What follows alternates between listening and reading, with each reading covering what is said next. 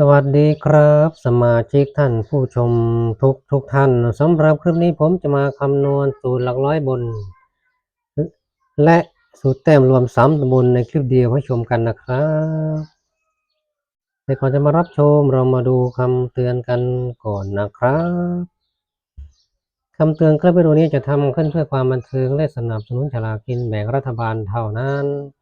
ไม่มีใครรู้ได้ว่าเลขจะออกอะไรตัวเลขที่ได้จากการคำนวณเป็นการคาดเดาไปตามสูตรโปรดใช้วิจารณญาณในการรับชมกันด้วยนะครับหากชอบแนวทางแบบนี้ก็ฝากกดติดตามกดกระดิ่งการแจ้งเตือนไว้ด้วยนะครับจะได้ไม่พลาดคลิปใหม่จากทางช่อง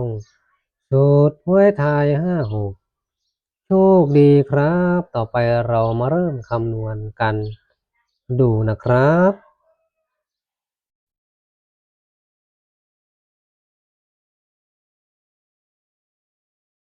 ร้อยบน8สูตรนะครับเต็มรวม3ตำบลนะครับ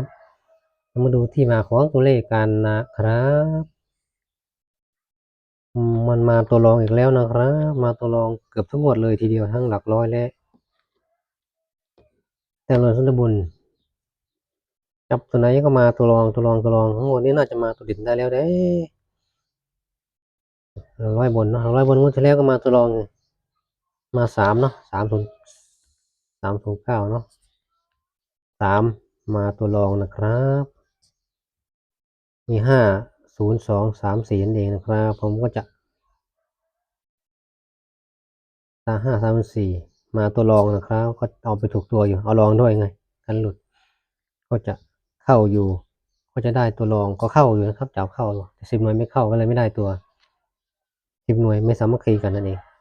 แต้มรวม3ตำบลเนาะ3บวก0บวก9ได้12แต้ม2มาตัวรองอีก 4-5 งวดติดแล้วมาตัวรองหลุด1งวดนะครับตัวเด่น6 7 8ตัวรอง1 2 3 5มาตัวรองแต้ม2หลุดสูตรนี้เนาะนั่นเองนะครับงวดนี้มาดูกันจะมาตัวรองหรือตัวเด่นนะครับ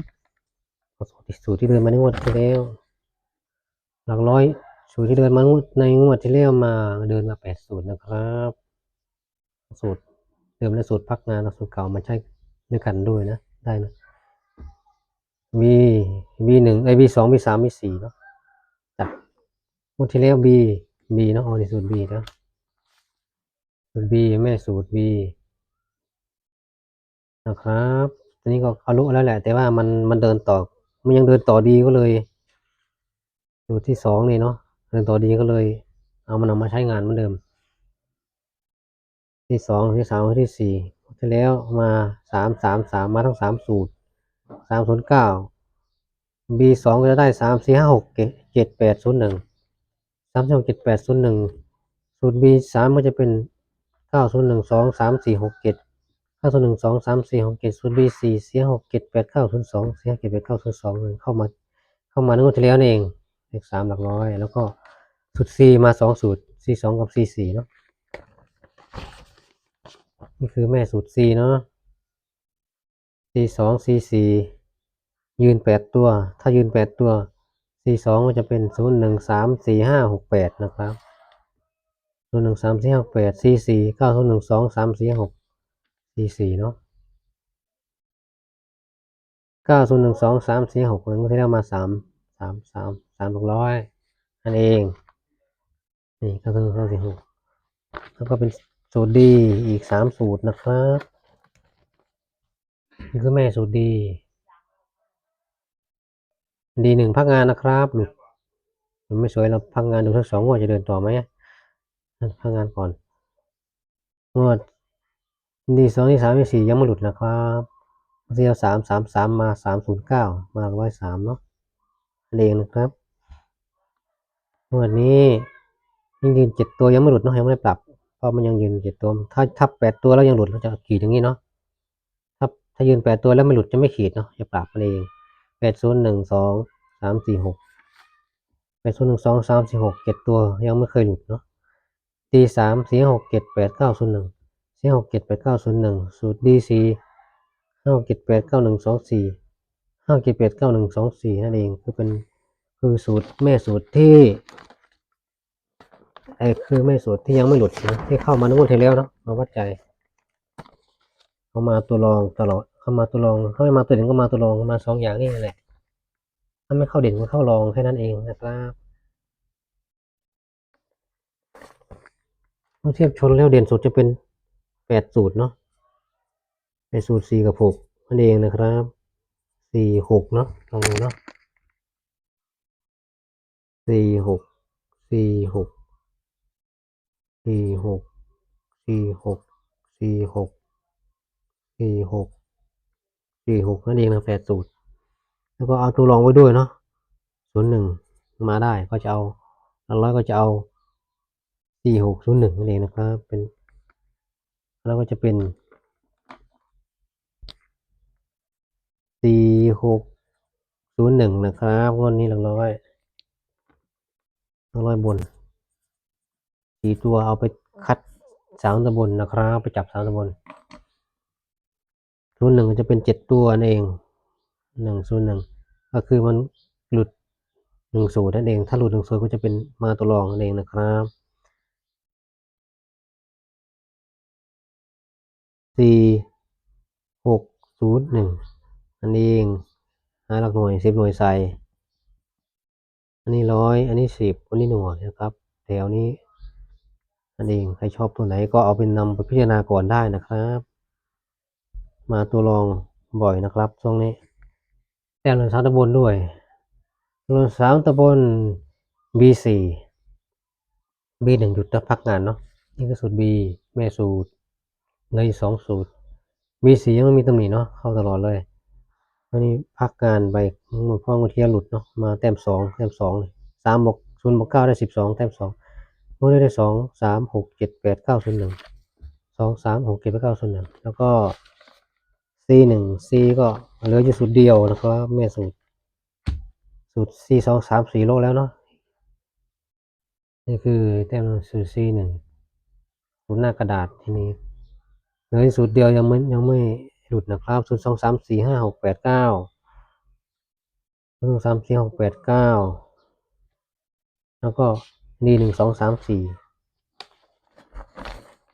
แม่สูตรดีนะครับไม่ใช่แม่สูตรดีสถิติเดินสูตรหน้ากระดาษมาแล้วนะแต่มาเขียนเดินหน้าสักหน่อยก็เป็นตัวอย่างนั่นเองนะครับ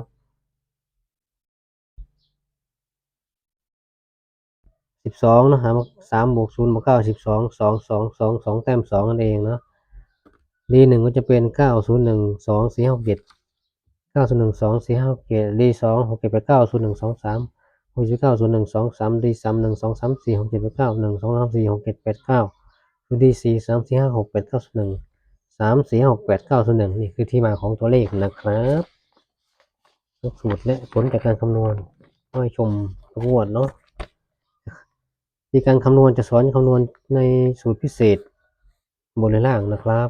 ทั้งหมดละ2คลิปเพื่อเป็นการเสียเวลาก็คำนวณสำเร็จรูปไว้ให้แล้วเอามาให้ดูที่มาของตัวเองนั่นเองครับจำนวน3ตัวบูนชนเด่น6สูตร6กับ9นะครับ6กับ9 6กับ9 6กับ9 6กับ9 6กับ9 6กับ9งวดนี้ผมจะวัดไปที่เด่นสุดเลยเนาะเด่นรองผมจะไม่ใช้ในงวดนี้คาดว่ามันน่าจะมาเด่นสุดได้แล้วเนาะเด่นรองมาทุกงวดเนาะงวดนี้ผมจะวัดใจแต่ละร้อยจะวัดไป4ตัวนี้เนาะทั้งเด่นสุดเด่นรองแต่สำหรับแต้มรวม3ตำบลจะขอวัดไปที่เด่นสุดเลยงวดนี้6กับ9นั่นเองถ้าเอาตัวนี้มามันก็จะเป็น7ตัวเนาะมันก็จะเหมือนกับว่าไม่ได้มาเทียบชนเนาะ7-8ตัวเยอะไปเนี่ยแต่6ตัวลงมายังอันนั้นหน่อยวัดไปที่6กับ9แล้วเนาะ6กับ9นั่นเองหมายถึง3ตำบลอันชุดไหนบวกกันแล้วได้16หรือ26ทั้งหมดนั่นเองบวกกันได้ลงท้ายด้วย6หรือ9นั่นเองบวกกันแล้วให้ได้ลงท้ายด้วย6 9 3ตัวบนยกตัวอย่างเช่นงวดที่แล้วเนาะ3บวก0 3บวก9บวก0ได้12แต้ม2ลงท้ายด้วย2นั่นเองงวดนี้ถ้าสูตรไม่หลุด3ตัวบนจะบวกกันลงท้ายด้วย6หรือ9นั่นเองความหมายของแต้มรวม3ตัวบนชื่ออย่างหนึ่งก็เรียกว่า แต้มรวม110หน่วยบนนั่นเองมี2ชื่อนะแต่ความหมายเดียวกันแต้มรวม2ตัวบนก็เหมือนกันมี2ชื่อแต้มรวม2ตัวบนหรือแต้มรวม10หน่วยบนมีความหมายเดียวกันเนาะแต่ใครจะเรียกเนาะ EP นี้ก็เป็น EP ที่12แล้วนะครับใครอยากเห็นสูตรอื่นๆก็ให้กดที่ชื่อช่องเนาะ